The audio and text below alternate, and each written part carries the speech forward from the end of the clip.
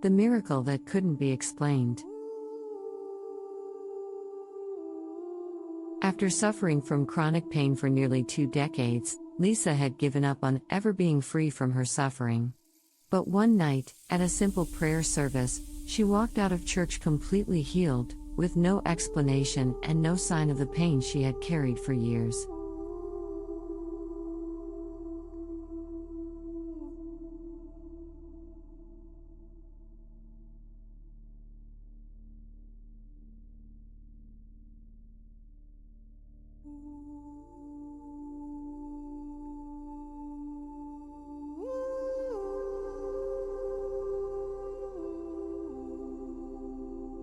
The woman who was healed after years of chronic pain.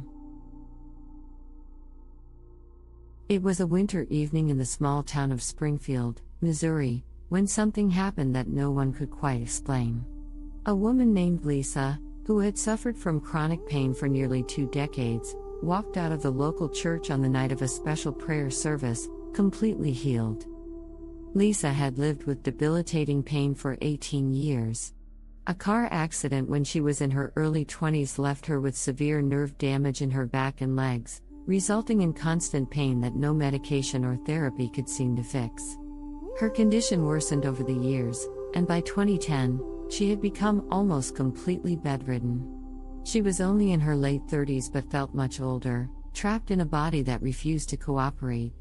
Doctors had tried every treatment they knew, but nothing brought relief. Eventually, she was told it was simply something she would have to learn to live with for the rest of her life. But despite the pain, Lisa kept her faith. She remained a regular attendee of St. Peter's Church in Springfield, praying for relief, though she often felt her prayers went unanswered. She watched as others around her seemed to find solace, and she couldn't help but wonder why her suffering seemed to continue. That all changed one fateful night in December of 2012.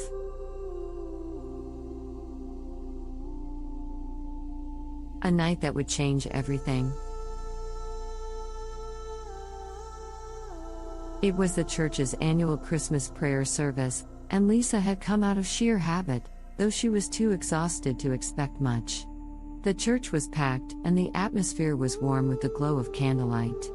The sound of hymns filled the room, and Lisa found her usual seat near the back, just behind the elderly couple she had known since childhood.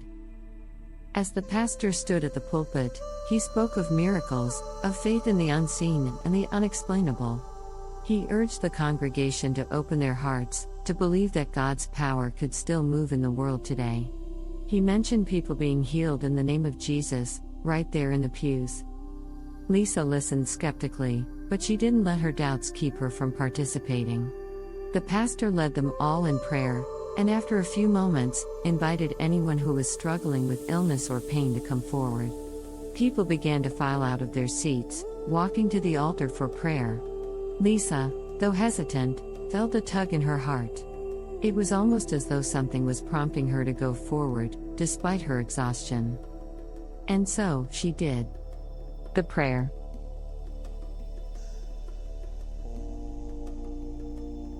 When Lisa reached the front of the church, the pastor, an older man named Reverend James, laid his hands gently on her shoulders. She closed her eyes, trying to concentrate on the prayer. As Reverend James spoke, his words seemed to echo in her mind, "In the name of Jesus, may you be healed of this pain." At first, nothing happened. She stood still, waiting for something to change. But then, as if a switch had been flipped, she felt a warmth spreading through her body. The pain she had learned to live with for so long seemed to begin to ebb away. At first, it was subtle, just a tingling sensation that spread through her legs. But then it intensified, like a flood of relief. Before she knew it, Lisa took a tentative step forward. Her legs felt different. The familiar ache in her lower back, the constant pull in her legs, had vanished. She took another step, then another, and then, before she knew it, she was walking, without pain, without discomfort. The sensation was almost overwhelming. It took her a moment to realize what was happening. She turned to Reverend James, who was standing nearby with a look of astonishment. "Do you feel it?" he asked. Lisa nodded, her eyes wide with disbelief. I feel nothing. No pain. I haven't been able to walk like this in years.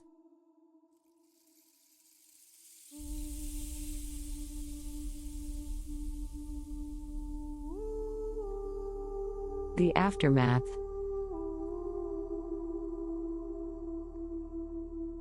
The congregation, hearing the commotion, turned to see what was happening. Word spread quickly that something extraordinary had taken place. People came forward to congratulate Lisa, some in tears, others simply unable to believe their eyes. But Lisa didn't care about their reactions. She was focused on the fact that for the first time in almost 2 decades, she was free of pain. The following days were a blur. Lisa made multiple trips to her doctors, each one confirming that her pain was gone. X-rays showed no sign of nerve damage, and tests couldn't explain how she was able to walk without issue. Her doctors were baffled.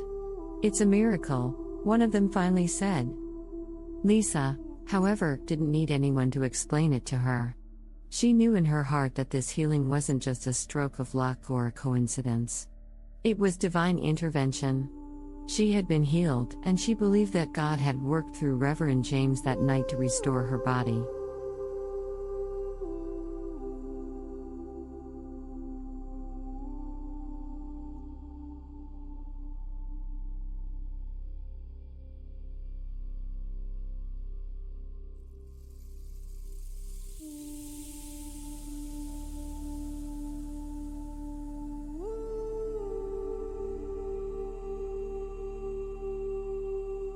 A life transformed.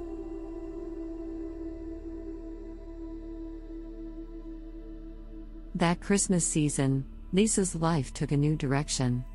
She began to tell her story to others, sharing her testimony at church and in her community. Many people were skeptical, but Lisa stood firm in her belief that her healing was a miracle. Years later, Lisa became a volunteer at St. Peter's, helping others who were suffering with chronic illnesses and pain. She would often speak about the power of faith and how God had answered her prayers in a way she had never expected. But the most important change in Lisa's life wasn't just the physical healing, it was the deepened relationship she now had with her faith. The experience had solidified her belief in God's power to move mountains, even in modern times.